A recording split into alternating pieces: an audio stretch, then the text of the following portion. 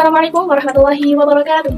Halo semuanya, izinkan saya untuk memperkenalkan diri. Nama saya Anurani Ilmadirio dari Program Studi Pendidikan Bahasa dan Sastra Indonesia dengan NPM 2263401002. Izinkan saya pada kesempatan kali ini untuk menyampaikan resuman materi PKKMB pada tanggal 18 Agustus 2022 tingkat fakultas, yaitu di Universitas Lampung. Teman-teman semua, Indonesia pada saat ini telah menetapkan kuliah menggunakan sistem kredit semester atau SKS. Dalam hal ini masuk ke dalam judul materi yang berjudul Pembelajaran Perguruan Tinggi di Era 4.0 dan Plagiarisme.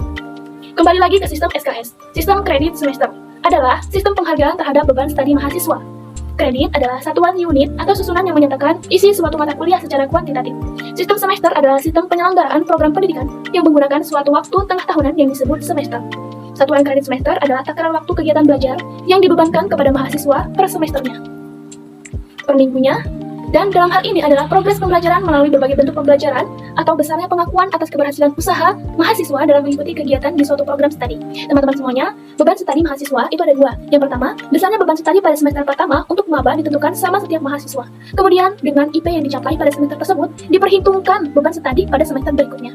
Yang kedua, paling lama kuliah adalah 7 tahun akademik untuk program sarjana. Untuk program diploma atau sarjana terapan adalah selama 4 tahun. Dengan beban belajar mahasiswa paling sedikit 144 satuan kredit semester. Dalam hal ini disampaikan oleh Kementerian Pendidikan Budaya Nomor 3 Tahun 2020 Pasal 17 Ayat 1D. Teman-teman semua, materi pembelajaran perguruan tinggi di era 4.0 dan plagiarisme itu disampaikan oleh Profesor Dr. Patuan Raja, MPD. Baik teman-teman semuanya, mari kita lanjutkan ke materi yang kedua, yaitu sistem perkuliahan dan bimbingan akademik yang disampaikan oleh Bapak Dr. Rizwandi, MPD. Dalam hal ini, menyampaikan bahwa bagaimana kondisi lapangan saat ini berkaitan dengan bagaimana Anda melakukan analisis kehidupan sosial Anda masing-masing, kesiapan menjadi mahasiswa akan teruji dengan sendirinya. Bagaimana keseimbangan kurikulum, pemulihan dari pandemi menuju endemi, kekuatan ekosistem belajar, ragam belajar, lingkungan belajar, tidak bisa dielak terkait literasi data atau membaca data yang harus kita pahami. Contoh, berapa perwakilan masing-masing laki-lakinya, berapa perempuannya, berapa literasi sosialnya, dan bagaimana cara berkomunikasinya. Ini adalah tugas Anda untuk melakukan ini. Ya, Anda itu adalah kita sebagai mahasiswa. Mahasiswa harus mengikuti kompetisi inti, dipersiapkan untuk menjadi guru, yaitu membahas tentang industri 4.0, aktif kegiatan ekstrakurikuler, semangat menjadi maba aktivis, kemampuan kognitif, Anda harus menjadi problem solver atau penyelesaian masalah. Jangan ketika Anda bertemu masalah, Anda tidak bisa menjadi pemecah masalah. Belajar sepanjang hayat, belajar bagaimana belajar, learning how learning. Ya, belajar bagaimana belajar itu bahasa Inggrisnya adalah learning how learning. Kembalikan niat awal, apa tujuan awal kuliah, dan ini perlu komitmen juga visi dan misi supaya kita bisa lulus tepat waktu, dan semoga kalian semua yang menonton ini mendapat kemudahan untuk bisa lulus dalam skripsi. Baik, masih membahas tentang materi yang kedua tadi. Kuliah adalah investasi masa depan buat Anda, keluarga, dan juga Indonesia. Namun faktanya adalah 40% pengangguran di Indonesia, yaitu dari perguruan. Terlalu teroristis, tidak memiliki kemampuan komunikasi, kurang baik, tidak memiliki kemampuan berpikir kritis dan kreatif. Karakteristik apa yang harus kita siapkan untuk terjun dalam dunia perguruan? Teman-teman, kita harus belajar tentang bagaimana caranya kita supaya menjadi karakter yang kooperatif atau kerjasama. Satu tugas dikerjakan banyak orang itu jauh lebih baik. Dalam hal ini kita bisa belajar banyak hal, yaitu tentang kerjasama, tentang kegigihan, cekatan, dan ini adalah termasuk karakter yang benar.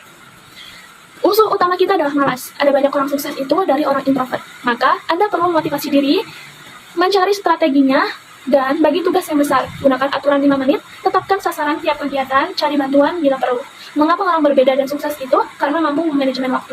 Anda yang baru masuk itu diberikan waktu yang sama, tetapi pencapaian kita yang hasilnya akan berbeda-beda. Maka, mulai saat ini, buatlah jadwal, buatlah schedule, disusun dengan rapi. Ikuti peraturan yang ada, menjadi aktivis, dan satu lagi, aktivis tidak mengenal jalan buntu. Baik, sudah 1 menit 56 detik, ya bahkan lebih ya. Kita lanjutkan ke materi ketiga, PKKMB, yaitu tentang pengenalan fasilitas untuk perkuliahan dan mahasiswa yang ada di Fakultas Keguruan dan Ilmu Pendidikan, yang disampaikan oleh Dr. Andes Supriyadi, MPD. Teman-teman semua, di Unila itu diberikan banyak fasilitas yang dapat dinikmati oleh banyak mahasiswa. Pertama adalah fasilitas parkir. Masuk ke fakultas menggunakan tayo akan berhenti di pintu gerbang FKIP. Mempersiapkan teaching untuk mempersiapkan guru yang profesional pastinya. Mau bayar kuliah atau mengurus surat perizinan bisa ke loket. Ada gedung Aula A sampai Aula K untuk kepentingan mahasiswa FKIP. Ada toilet umum, toilet pria, dan toilet wanita yang dipisah. Laboratorium PAUD, ruang baca, ada aula, panggung terbuka untuk seni tari dan seni musik, juga ada sistem penurunan UKT atau keringan UKT, ada pembuatan kartu BPJS, dan masih banyak lainnya teman-teman yang disiapkan oleh Universitas Unila kepada Fakultas Keguruan dan Ilmu Pendidikan. Sebagai penutup, quotes dari Bapak Supriyadi adalah, kalian adalah bagian dari kami itu menilai teman-teman, maka jagalah alma mater, teruslah berprestasi dan menempa life skill. Baik, kita lanjutkan ke materi keempat, yaitu tentang pelaksanaan kegiatan akademik dan non-akademik yang disampaikan oleh Ibu Dr. Riswanti Rini, MPD. 1. Pelayanan, pelaksanaan minat bakat dan pengenalan kemahasiswaan. Yang kedua, pelaksanaan layanan administrasi kegiatan kemahasiswaan. Ketiga, pelaksanaan layanan kesejahteraan mahasiswa. Keempat, pelaksanaan fasilitas kegiatan lembaga kemahasiswaan. 5. Pelaksanaan pengelolaan data dan informasi kemahasiswaan dan alumni. Dalam hal ini juga, FKIP memfasilitasi pelatihan kepemimpinan mahasiswa, workshop gerakan anti korupsi, workshop gerakan anti radikalisme, workshop kampanye pencegahan kekerasan seksual dan perhubungan, dan masih banyak lainnya. Baik, itu sekian ya teman-teman, semoga ini dapat bermanfaat untuk kita semua. Saya akhiri, wabillahi taufiq wal hidayah. Wassalamualaikum warahmatullahi wabarakatuh. Sampai jumpa.